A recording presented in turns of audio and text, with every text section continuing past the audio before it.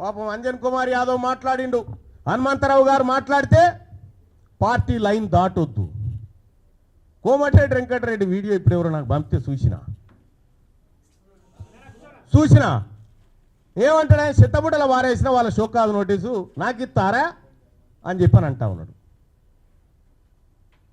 నేను చెప్తా ఉన్నా, మీ షోకాదు నోటీసులకు నేను రిప్లై ఇచ్చేంత, లేకపోతే మీ సస్పెన్షన్లకు భయపడేంత పిరికి రక్తంతో పుట్టలే. నేను బీసీ ఓడిగా గర్జించే పిడగా పుట్టినా. ఇక్కడ మీ పిల్లిగాండ్రింపులకి ఇక్కడ భయపడేటోడు ఎవడు లేడు. ఇలా కాంగ్రెస్ పార్టీని అడ్డం పెట్టుకొని అధికారంలోకి వచ్చినటువంటి మీరు ఆ పార్టీని రక్షించాల్సిన అవసరం ఉండే. ఏం జరుగుతూ ఉంది? 2023 డిసెంబర్లో ఎన్నికలు జరిగితే అక్కడి నుంచి మళ్ళీ 6 నెలల తర్వాత వచ్చిన పార్లమెంట్ ఎన్నికల వరకు కాంగ్రెస్ పార్టీ పరిస్థితి ఏడుకొచ్చింది. 15 నెలల ఏ కాంగ్రెస్ పార్టీ కార్యకర్తలన్న కనీసం సంతోషంగా ఉన్నాడా? ఇలా ఎస్, నేను చెప్తా ఉన్నా, నా గెలుపు కోసం, రాహుల్ గాంధీ గారి ఆశయం కోసం పనిచేసినటువంటి కాంగ్రెస్ పార్టీ కార్యకర్తలారా, మీ అందరికీ ఎప్పటికీ రుణపడి ఉంటా. ఇవాళ మీరు కార్యకర్తలను విస్మరిస్తురి, పదవులు రాగానే మీరు పంచక తింటిరి. ఇంకా ఎంత దుర్మార్గం అంటే, కార్పొరేషన్ పదవుల లిస్ట్ వేసిరు. ఆ కార్పొరేషన్ పదవుల లిస్టులో మీరు 30-33 వేస్తే అన్న జగ్గారెడ్డి గారి సతీమణికి ఒక కార్పొరేషన్ ఇచ్చిరు. అందులో ఏం రాసిరు ఎక్కేనా? ఆమె పేరు ఏదో గౌడ్ అని రాసిరు, నిర్మలా గౌడ్ అని రాసిరు. ఎక్కించినట్టు గౌడ్ల కోటాలు ఇచ్చిండ్రట. ఇంకొక ఆమె నల్గొండ జిల్లా యాదాద్రి శోభారాణి గారు ఏమో, ఆమె రెడ్డి సామాజిక వర్గం, ఆమెకెట్టి కురుమ సామాజిక వర్గంలో ఇచ్చిరట.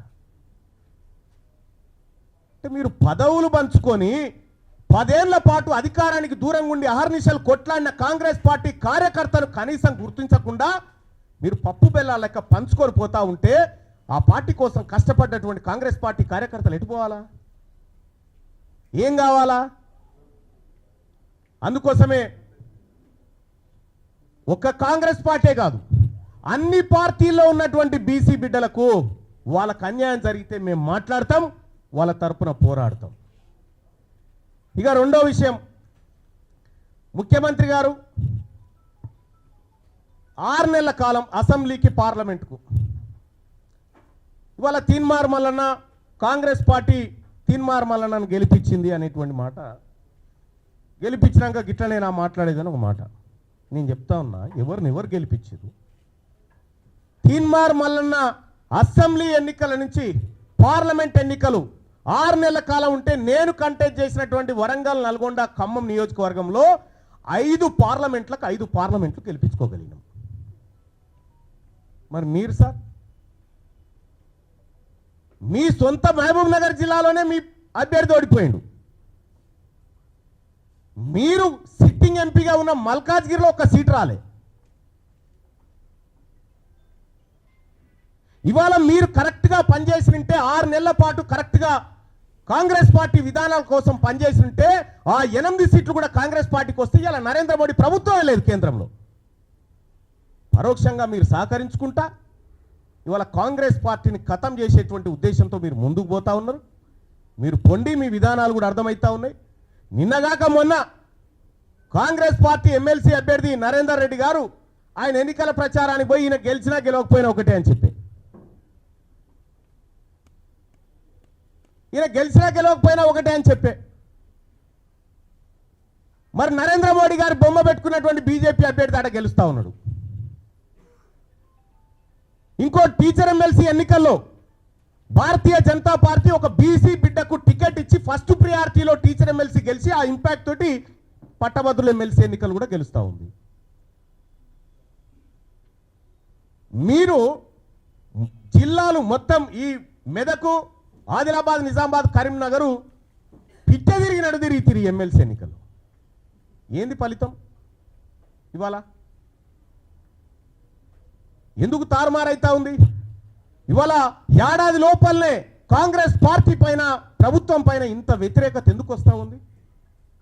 ఆత్మ పరిశీలన చేసుకోవాలి కదా. ఇది మీరు చేసుకోకుండా ముఖం బాగలేక అద్దం బాల కొట్టుకున్నట్టుగా తీన్మార్ మల్లన్న సస్పెండ్ చేయడం ద్వారా మొత్తం బీసీ ఉద్యమం ఆగిపోతుందని, మొత్తం వ్యవస్థ అంతా కుప్పగూలుతుందని, నేను ఒక్కనై కొట్లాడినప్పుడు ఒక బలమైన శక్తిగా కేసీఆర్ ఉన్న కాలంలో కొట్లాడిన, మీరు లేరప్పుడు. వాళ్ళతోని కొట్లాడి గీడికి వచ్చిన ఆయన మేమే గెలిపించినాడు. నన్ను గెలిపించినోని మహబూబ్ నగర్లో వంశీచంద్ర రెడ్డిని ఎందుకు గెలిపించలే? వంశీచంద్ర రెడ్డిని ఓడగొట్టింది మీరు గారా? ఇవాళ వంశీచంద్ర రెడ్డి సిడబ్ల్యూసి మెంబర్గా ఉన్నాడు, ఇక్కడ వ్యవహారాన్ని ప్రతిదీ అధిష్టానానికి చేరవేస్తాడని కుట్రబన్ని ఓడగొట్టి నీ మనిషి చామల కిరణ్ కుమార్ రెడ్డిని పెట్టింది కరెక్ట్ కాదా? ఆడ మీ వల్ల కాంగ్రెస్ పార్టీకి మంచి జరిగితే ఓకే, కానీ మంచి జరిగే పరిస్థితి కనిపిస్తలేదు మీ నిర్ణయాల వల్ల. ఇవాళ నా మాట ఎవరు ఇంటలేరు కాంగ్రెస్ పార్టీలని అలిగిపోతా ఉన్నమాట. నువ్వు అలిగిపో, అలుగులో దుంకు. కానీ ఒక మాట చెప్తా ఉన్నా ముఖ్యమంత్రి గారు, ఈ కులగణన విషయంలో కానీ నా సర్వే నా కథ అది పక్కకు పెట్టండి, ఏది నా సస్పెన్షన్. ఈ కులగణన విషయంలో కానీ 42% రిజర్వేషన్ల విషయంలో కానీ 42% వాటా కాంట్రాక్టులు బీసీ కాంట్రాక్టర్లకు ఇవ్వడంలో కానీ కామారెడ్డి డిక్లరేషన్లో కానీ ఎక్కడైనా బీసీలకు అన్యాయం జరిగితే బరాబరి కొట్లాడతాం.